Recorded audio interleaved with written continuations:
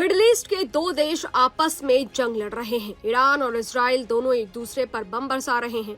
1 अक्टूबर का बदला लेते हुए इजराइल ने ईरान पर जोरदार हमला किया है। इस हमले के बाद ईरान बौखला गया है।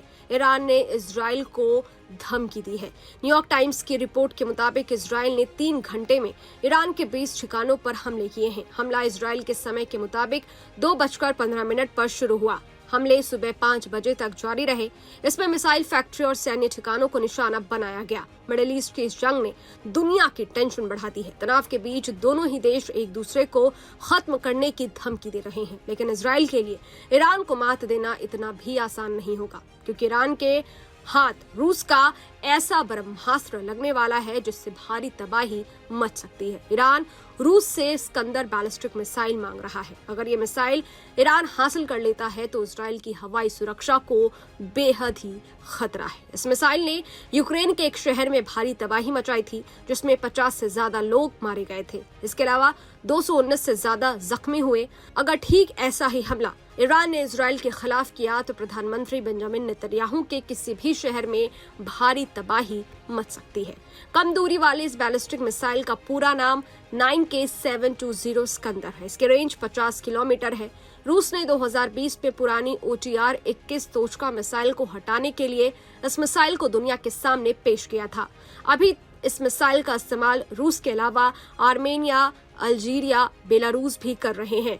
रूस का स्कंदर मिसाइल सिस्टम बेहद ताकतवर माना जाता है। इसमें शॉर्ट रेंज की बैलिस्टिक मिसाइलें भी शामिल हैं। इसे रूस ने 1998 में डिजाइन किया था और साल 2006 में रूसी सेना में शामिल किया गया। क्षमता की बात करें तो ये मिसाइल 500 से 700 किलोग्राम तक न्यूक्लियर और नॉन न्यूक्लियर वॉरहेड ले जाने में सक्षम है। इसके अंदर एम सिस्टम की हर मिसाइल गाइडेड होती है। उसे उड़ान के दौरान कंट्रोल किया जा सकता है। कुछ मीडिया रिपोर्ट्स में दावा किया जा रहा है कि ईरान को रूस से स्कंदर मिसाइल सिस्टम मिल सकता है। मीडिया रिपोर्ट्स की माने तो रूस ईरान को स्कंदर के अलावा भी कई हथियार दे सकता है। ईरान को मिलने वाला दूसरा हथियार है सुखोई 35 फाइटर जेट। सुखोई 35 विमान रूस का मल्टी रोल फाइटर जेट है। ये लड़ाकू विमान एडवांस रडार सिस्टम और लंबी दूरी तक मार करने वाली मिसाइलों से लैस है। इसे सुखोई 27 को अपग्रेड कर बनाया गया है, जिसकी वजह से माना जाता है कि ये युद्ध के लिहाज से काफी कारगर है। सुखोई 35 लड़ाकू विमान हवा से हवा और हवा से जमीन पर सटीक निशाना लगाने में सक्षम है। इसकी अधिकतम स्पीड 2500 किलोमीटर प्रति घंटे की है। ये विमान एक साथ कई लक्ष्यों को साधने में सक्षम है। सूत्रों के अनुसार इजराइल से तनाव के बीच ईरान ने रूस से Su-35 की मांग की है। तीसरा हथियार है मरमस्क BN इलेक्ट्रॉनिक वॉरफेयर।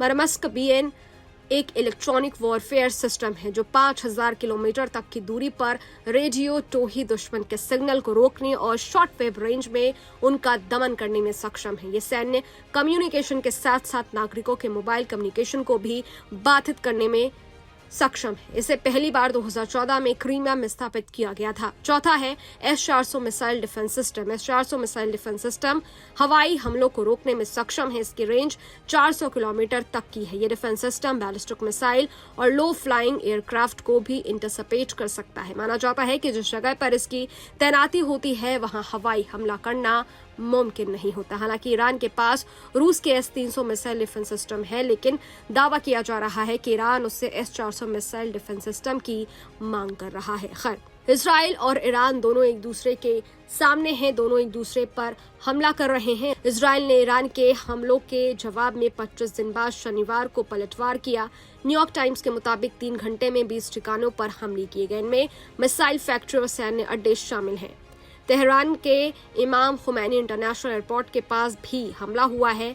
हमला स्थानीय समय के अनुसार 2:15 पर शुरू हुआ और सुबह 5 बजे तक जारी रहा। खैर, इस वीडियो पर आपकी क्या राय है? ये वीडियो आपको कैसा लगा? कमेंट बॉक्स में जरूर बताइएगा। बाकी देश और दुनिया की तमाम खबरों के लिए देखते रहिए न्यूज नेशन। शुक्रिया। न्यूज नेशन अब व्हाट्सएप पर खबरों की ताजा अपडेट के लिए न्यूज नेशन के इस QR कोड को स्कैन करें।